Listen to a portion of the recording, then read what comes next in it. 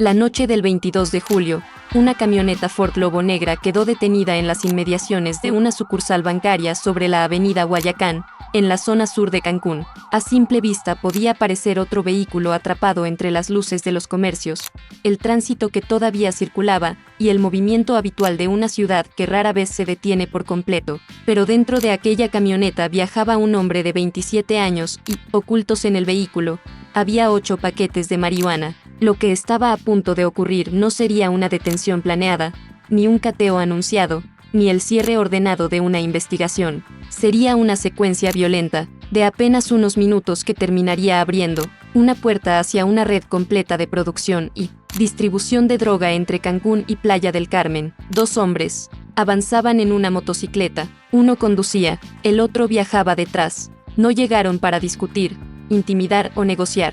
La motocicleta se aproximó a la Ford Lobo y se detuvo a pocos metros. El pasajero descendió, caminó hacia la camioneta y abrió fuego contra el conductor.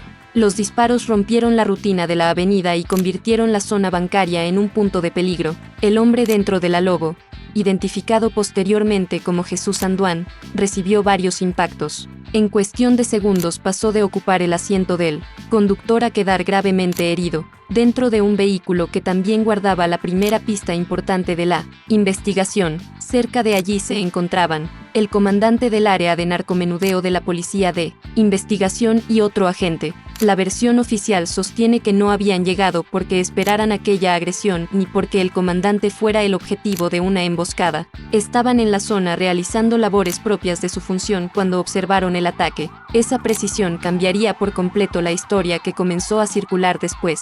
Durante las primeras horas hubo publicaciones que aseguraban que el mando había sido atacado directamente e incluso asesinado. Pero la Fiscalía de Quintana Roo reconstruyó otra secuencia. Los agentes presenciaron el ataque contra la Ford Lobo, decidieron intervenir y se lanzaron detrás de los agresores. El tirador intentó regresar a la motocicleta, pero la reacción de los policías alteró la maniobra. La persecución comenzó a pie. El hombre que acababa de disparar contra la camioneta ya no logró subir con facilidad al vehículo de escape. En lugar de retirarse junto con el conductor, volvió el arma contra los agentes. La confrontación dejó de ser un ataque concentrado contra un solo ocupante y se transformó en un intercambio en plena avenida. El comandante repelió la agresión y uno de los hombres de la motocicleta resultó herido. A partir de ese momento, los 2 atacantes dejaron de moverse como una sola unidad. Uno trató de escapar en la motocicleta, el otro corrió. Atravesaron el camellón de la avenida Guayacán hacia la zona de una tienda Walmart. La ruta de huida se abrió en 2 direcciones. La motocicleta buscó distancia y velocidad.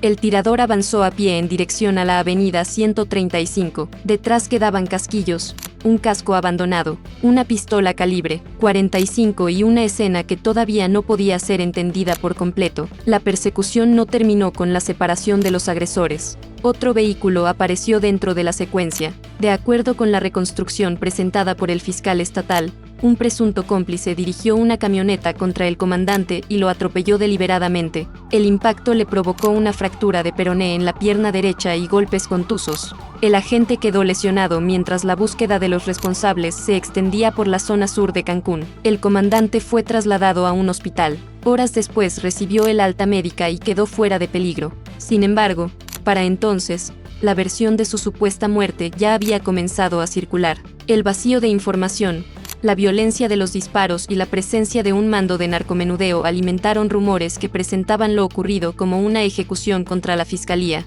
La aclaración oficial llegaría después. No había sido asesinado, no estaba muerto y, según la versión del fiscal, tampoco era el blanco original del ataque. Había intervenido al observar la agresión contra el conductor de la Ford Lobo. Mientras el comandante era atendido, las corporaciones activaron el Código ROO, elementos de la Secretaría de la Defensa Nacional, la Secretaría de Marina, la Guardia Nacional, la Secretaría de Seguridad Ciudadana, la Policía Municipal de Benito Juárez y la propia Fiscalía comenzaron a cerrar espacios, revisar rutas y buscar a quienes habían escapado. La escena inicial ya no pertenecía únicamente a 2 agentes. Se había convertido en una operación interinstitucional. La motocicleta utilizada en el ataque fue ubicada en la intersección de la avenida Guayacán con la carretera federal hacia Mérida.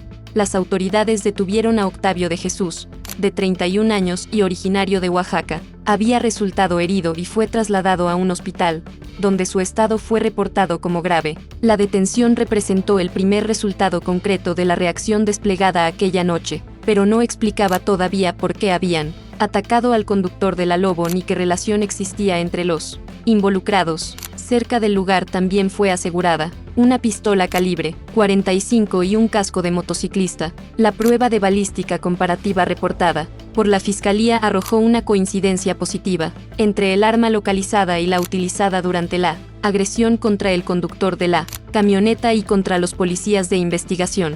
La pistola dejaba de ser un objeto abandonado en una avenida para convertirse en un indicio directamente ligado a la secuencia de disparos. Después vino la revisión de la Ford Lobo Negra. En el interior encontraron 8 paquetes de marihuana. Ese hallazgo cambió el sentido de la investigación. El hombre baleado ya no aparecía únicamente como una víctima circunstancial elegida al azar. La droga dentro de la camioneta obligaba a reconstruir qué estaba haciendo en ese lugar, de dónde provenían los paquetes, quién se los había entregado y hacia dónde debían ser llevados. Jesús Anduán permanecía hospitalizado y su estado era reportado como grave. Mientras los médicos intentaban estabilizarlo, los investigadores comenzaron a seguir la ruta de la marihuana, la camioneta, los paquetes, la motocicleta, el arma y los movimientos observados alrededor del punto del ataque formaban partes de una misma cadena. La pregunta ya no era solamente quién había disparado, también era quién abastecía la droga que había quedado dentro de la Lobo. Esa noche, la red que operaba detrás de los 8 paquetes todavía no había sido expuesta públicamente. Sus puntos de cultivo y almacenamiento permanecían activos. Las personas que cuidaban las plantas, empaquetaban la marihuana o coordinaban su distribución todavía podían pensar que el ataque en Huayacán era un problema aislado entre compradores, distribuidores o rivales. Pero la intervención de los agentes había dejado demasiados rastros. La operación, que hasta entonces se mantenía repartida entre casas, vehículos y entregas, comenzó a ser reconstruida. Desde el punto más visible, una camioneta baleada frente a una sucursal bancaria, la Fiscalía estableció que los proveedores de la marihuana, encontrada en la Ford Lobo, utilizaban 2 inmuebles. Uno estaba en el municipio de Benito Juárez, donde se encuentra Cancún. El otro se localizaba en Playa del Carmen.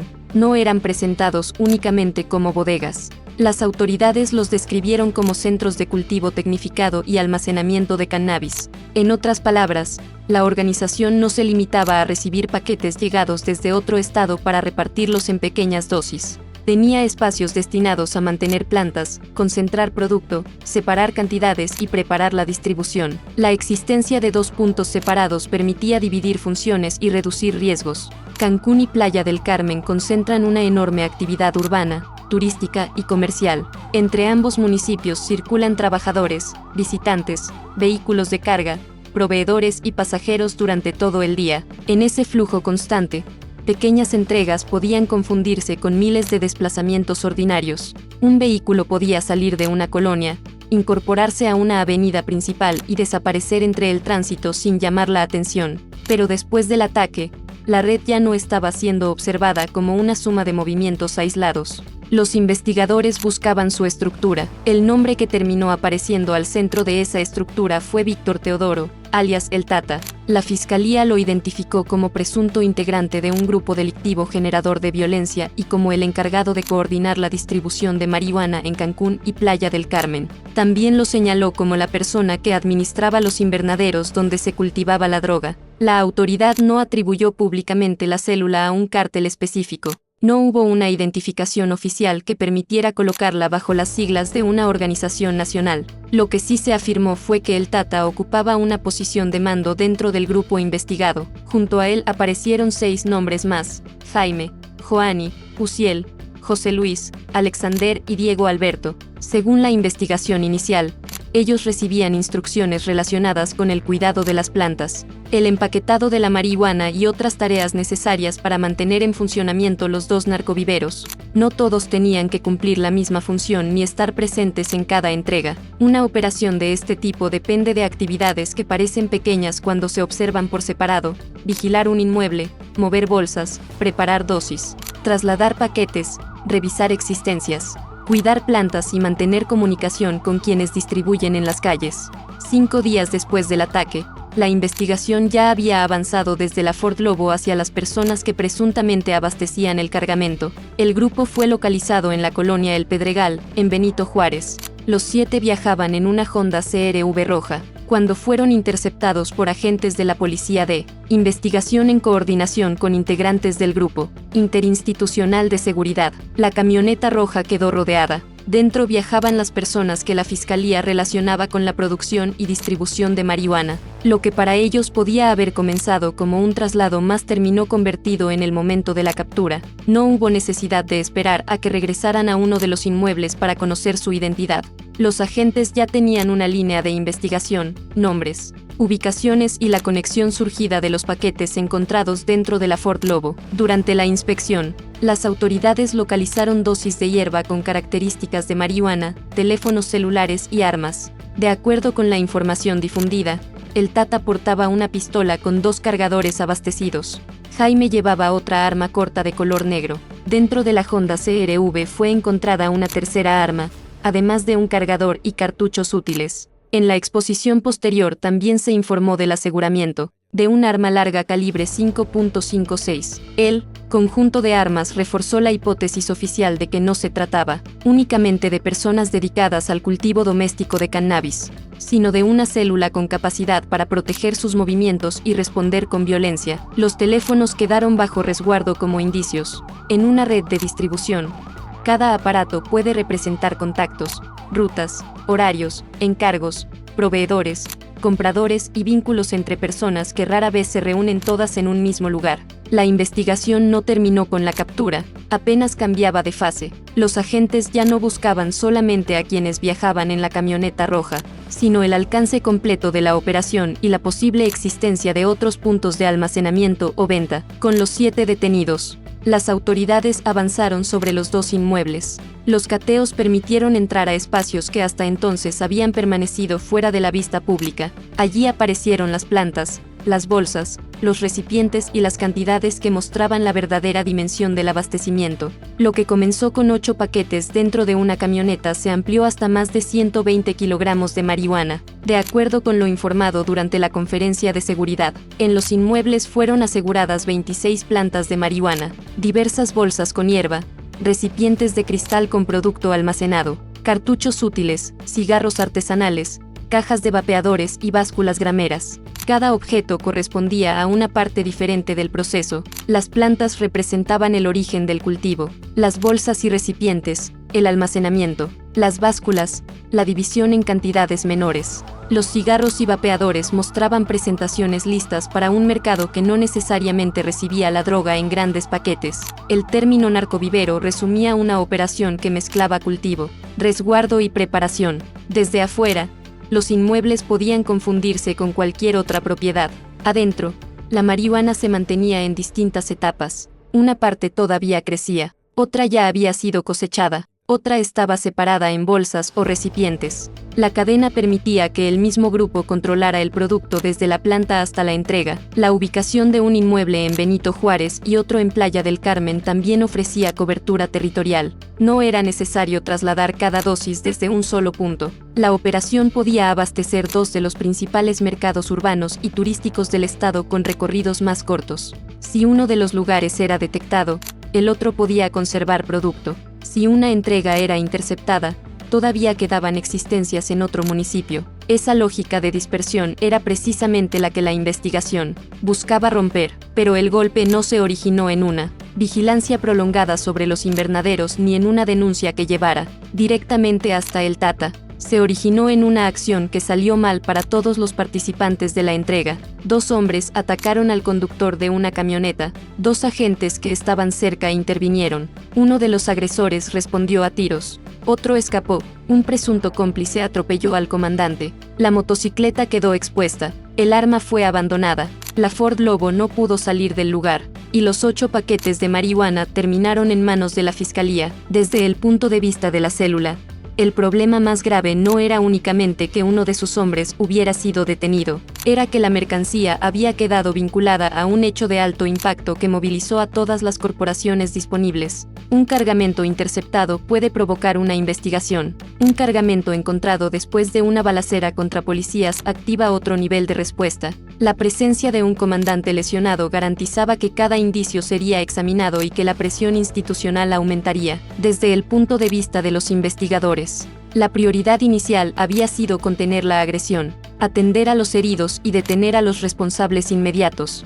Después, la droga dentro de la Lobo permitió ampliar el objetivo. Los agentes pasaron de reconstruir una persecución a identificar una cadena de abastecimiento. El caso ya no terminaba con el motociclista herido. Había que establecer quién le había dado la marihuana al conductor, quién controlaba los inmuebles y quién participaba en el empaquetado y distribución. Desde el punto de vista de los vecinos de la zona del ataque, lo ocurrido debió presentarse como una explosión repentina de violencia, disparos, una persecución a pie, una motocicleta que intentaba escapar, un hombre corriendo por la avenida, un vehículo que arrollaba a un policía y el arribo progresivo de unidades. En ese momento nadie podía ver los dos inmuebles ni las plantas que serían aseguradas días después. La conexión todavía estaba oculta. Para quienes observaron el despliegue, todo comenzaba y terminaba frente al banco. La avenida Guayacán quedó convertida en el punto cero de la investigación. Allí se encontraba la camioneta atacada. Allí comenzó la persecución. Allí quedaron el arma y el casco. Desde esa zona se extendieron las búsquedas hacia la avenida 135 y la carretera federal a Mérida. Cada tramo de la huida aportaba una pieza, el vehículo utilizado por los atacantes, el agresor herido, la ruta seguida por el tirador y la intervención del cómplice que atropelló al comandante. La versión falsa sobre la muerte del mando añadió presión y confusión. En redes sociales comenzó a circular la idea de que el director de combate al narcomenudeo había sido ejecutado. Algunas publicaciones construyeron una historia de emboscada directa antes de que la fiscalía ofreciera la reconstrucción completa. La autoridad sostuvo que el comandante estaba vivo, que había sufrido una fractura de peroné y que se recuperaba en su domicilio. El fiscal insistió en que su presencia en el lugar había sido circunstancial, y que su intervención permitió abrir la investigación. Contra la banda, el nombre del comandante ya había aparecido anteriormente, en mensajes atribuidos a grupos criminales. Sin embargo, esas acusaciones no constituyen pruebas judiciales ni permiten afirmar vínculos delictivos. En este caso, la Fiscalía rechazó que el ataque hubiera estado dirigido contra él y presentó la agresión a la Ford Lobo como el origen de toda la secuencia. La diferencia es crucial. Una cosa es narrar un atentado contra un mando. Otra muy distinta es reconstruir la intervención de un mando que presencia un ataque y termina lesionado durante la persecución. Para los agresores, la aparición de los policías rompió el cálculo de tiempo. La maniobra dependía de acercarse, disparar y retirarse antes de que pudiera organizarse una respuesta, pero los agentes ya estaban cerca. El tirador quedó separado de la motocicleta, el conductor tuvo que huir herido, el arma terminó abandonada. El cómplice que utilizó la camioneta para atropellar al comandante consiguió abrir una salida momentánea, pero aumentó el nivel de la persecución. La violencia que debía facilitar el escape terminó multiplicando la atención sobre el caso. La detención de Octavio de Jesús no cerró el episodio. Su estado grave obligó a mantenerlo bajo atención médica, mientras la fiscalía integraba los indicios. El casco y la pistola permitían vincularlo con el ataque. La prueba balística fortalecía esa conexión, pero todavía faltaba localizar al tirador que corrió por la avenida y al conductor de la camioneta que atropelló a la gente. Las autoridades no presentaron la captura de El Tata como la detención de todos los participantes en la balacera, sino como la desarticulación de la red relacionada con la marihuana encontrada en la Lobo. Eso significa que el caso tenía, al menos, dos líneas que se cruzaban. Una investigaba la agresión armada y a quienes participaron directamente en ella. La otra seguía la procedencia de la droga y la estructura que la producía o distribuía. Las líneas nacieron del mismo hecho, pero no debían confundirse. El Tata fue identificado como proveedor y coordinador de distribución, no como el tirador de la avenida Guayacán. La fiscalía relacionó a su célula con el abastecimiento, el cultivo y el empaquetado de la marihuana. El ataque contra Jesús Anduán también seguía abierto. El hombre recibió varios impactos y fue reportado grave. La droga encontrada dentro de su camioneta lo colocó dentro de la investigación, pero no explicaba por sí sola el motivo exacto por el que intentaron matarlo. Pudo existir una disputa por mercancía, una deuda, una ruptura interna o un conflicto entre grupos, pero ninguna de esas hipótesis fue confirmada públicamente. Lo comprobado era más concreto: 2 hombres en motocicleta lo atacaron. Los agentes intervinieron y los 8 paquetes condujeron hacia los proveedores. En los inmuebles, la evidencia mostraba que la producción no era improvisada. La presencia simultánea de plantas, cantidades ya procesadas, básculas y presentaciones listas para consumo indicaba continuidad. No era un sitio donde alguien hubiera escondido una sola carga durante unas horas. Eran espacios que, según la autoridad, funcionaban para cultivar y almacenar. Mantenerlos requería presencia, cuidado y una rutina que debía repetirse todos los días. Las personas asignadas a esas tareas podían no aparecer en los puntos de venta. Quien cuida las plantas no necesariamente entrega paquetes. Quien conduce una camioneta no necesariamente administra el dinero. Quien coordina la distribución puede evitar tocar directamente la mercancía. Esa separación de funciones dificulta que una sola detención revele toda la estructura. Sin embargo, en este caso, los 7 sospechosos fueron localizados juntos dentro de la Honda CR-V roja, una circunstancia que permitió a la fiscalía presentar la captura como un golpe contra la célula completa. La Honda quedó asegurada junto con las armas y los teléfonos. Los 7 fueron llevados ante el Ministerio Público. A partir de allí comenzaba el plazo legal para determinar su situación jurídica. Hasta que un juez resolviera, todos debían ser considerados inocentes. La fiscalía, por su parte, mantuvo abiertas las investigaciones para establecer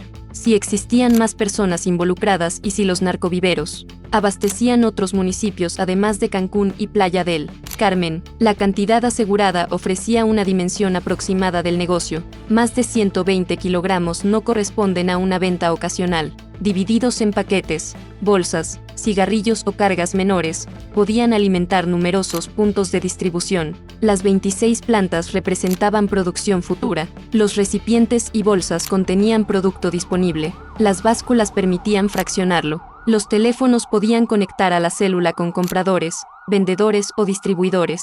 Las armas protegían el conjunto. La operación, sin embargo, seguía rodeada de preguntas. La fiscalía no identificó al grupo delictivo con un cártel nacional. Tampoco informó públicamente quién ordenó el ataque contra el conductor de la Lobo ni si los tiradores pertenecían a la misma estructura que suministró la marihuana. No se estableció si el ataque fue una traición interna, una disputa por el cargamento o una acción de una célula rival. La reconstrucción oficial permitió conocer la secuencia, pero no cerró todos los motivos. Esa falta de una respuesta definitiva no reduce el impacto del hallazgo. Al contrario, muestra cómo una red aparentemente estable puede quedar expuesta por una ruptura en uno de sus movimientos. La droga debía llegar a un destino. La Ford Lobo debía abandonar la zona. La motocicleta debía retirarse. Los agresores debían desaparecer antes de que llegaran patrullas. Ninguna de esas cosas ocurrió como estaba previsto. El conductor quedó herido dentro de la camioneta. Uno de los motociclistas fue alcanzado.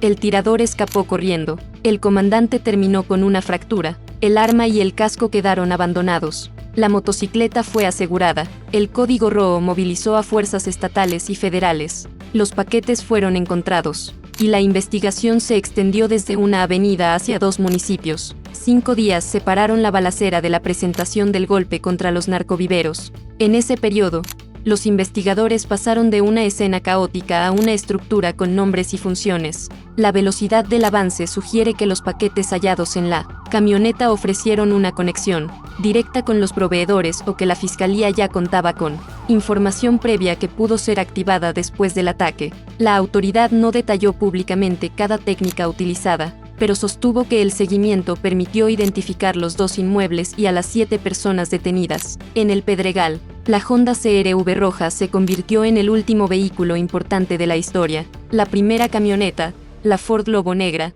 había sido el centro del ataque. La segunda, según la reconstrucción, fue utilizada para atropellar al comandante. La tercera transportaba a El Tata y sus 6 presuntos colaboradores cuando fueron interceptados. 3 vehículos conectados por una secuencia que comenzó con disparos y terminó con cateos. Al presentar los resultados, el fiscal Raciel López Salazar buscó corregir la narrativa que había dominado las primeras horas. El comandante no había muerto, no había sido sorprendido en una ejecución directa, había intervenido al presenciar una agresión. Su actuación, según la fiscalía, permitió herir a uno de los atacantes y activar una respuesta que finalmente condujo a la célula de distribución. La institución convirtió la lesión del agente en el punto de origen de un resultado mayor. La historia oficial también colocó al conductor de la Ford Lobo en una posición ambigua. Fue la persona atacada y permanecía grave, pero al mismo tiempo transportaba 8 paquetes de marihuana y, según la investigación, se encontraba dentro de una operación de entrega. Esa doble condición muestra la complejidad de los hechos. En las redes criminales, una persona puede ser víctima de un intento de homicidio y, al mismo tiempo, participar en una actividad ilícita. Una condición no borra la otra. Para la célula de El Tata, la caída de los 2 inmuebles significaba perder mucho más que la droga asegurada. Significaba perder lugares de producción, herramientas de medición, presentaciones listas, armas, comunicaciones y movilidad.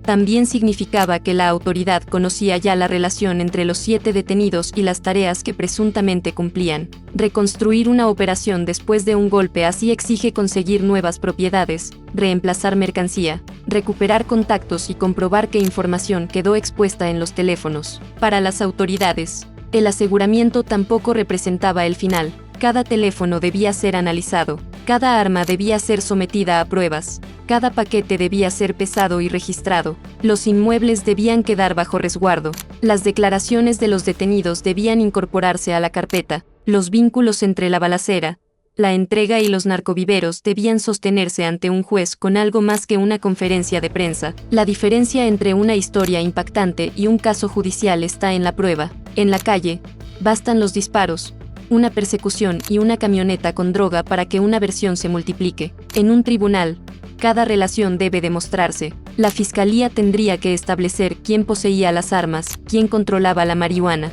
quién administraba los inmuebles y qué vínculo concreto existía entre el Tata y los paquetes de la Ford Lobo. También tendría que separar los hechos confirmados de los rumores que crecieron alrededor del comandante. Por eso la precisión resulta fundamental. No hubo confirmación oficial de que el Tata perteneciera al cártel Jalisco Nueva Generación, al cártel de Sinaloa, a los Pelones o a cualquier otra organización conocida. La autoridad habló de un grupo delictivo generador de violencia. Tampoco confirmó que el comandante hubiera sido el objetivo de la balacera. La versión presentada por el fiscal fue la opuesta. Su presencia fue circunstancial y su intervención ocurrió después de que los motociclistas atacaran al conductor de la Lobo. Lo que sí quedó confirmado fue suficiente para reconstruir una cadena completa. La noche del 22 de julio, 2 hombres en motocicleta atacaron a un conductor cerca de una sucursal bancaria en la avenida Guayacán. 2 policías de investigación intervinieron.